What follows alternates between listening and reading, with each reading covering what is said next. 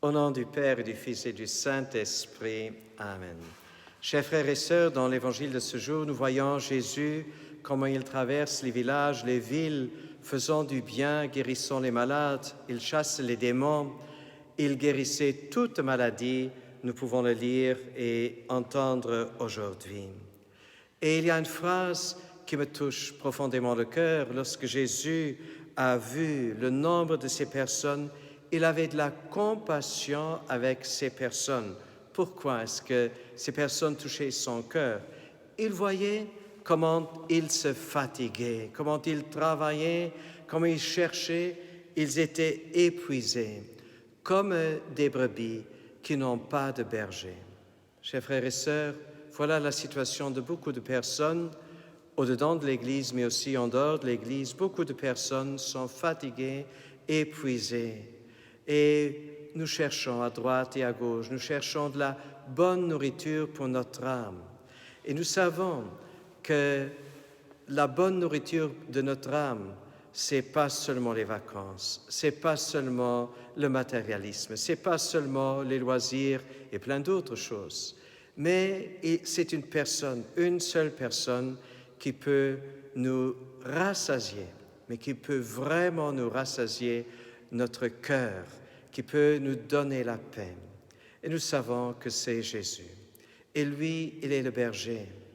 Et tout comme un berger avec les brebis, le berger, il est beaucoup plus grand.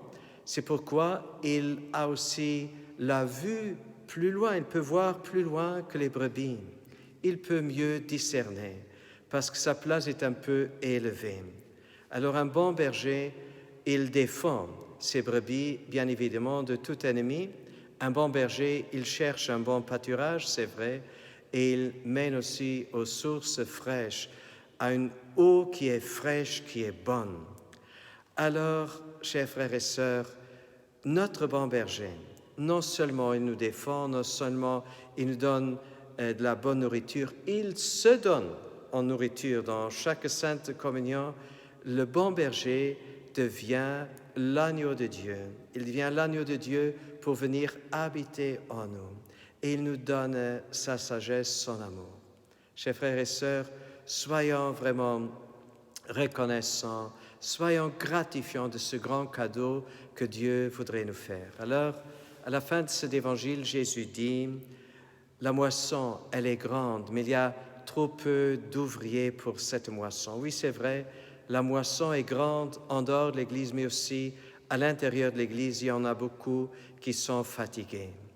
Et demandons au Seigneur d'envoyer des ouvriers pour sa moisson et faisons nôtre aussi cette prière pour les prêtres qui sont déjà là, qui peut-être sont à leur tour aussi fatigués. Et chers frères et sœurs, demandons le meilleur de nos prêtres. Ne les fatiguons pas avec des choses matérielles et autres, mais demandons-leur les vrais services. Demandez-leur Jésus. Et c'est la joie d'un prêtre de pouvoir donner Jésus. Et puis, je vous invite, chacun de vous, de mettre votre tête contre le cœur de Jésus, comme le faisait Jean à la dernière scène. Vous voyez cette belle statue derrière moi. Alors, au cœur de Jésus, notre cœur, il trouve sa paix, il va s'apaiser. Et que Dieu nous bénisse et qu'il nous laisse trouver la paix en lui. C'est lui qui nous invite, c'est lui qui peut tout nous donner et qui nous bénisse maintenant, Dieu le Père, le Fils et le Saint-Esprit. Amen. À nous tous, je souhaite une bonne journée dans l'amour et auprès du cœur de Jésus.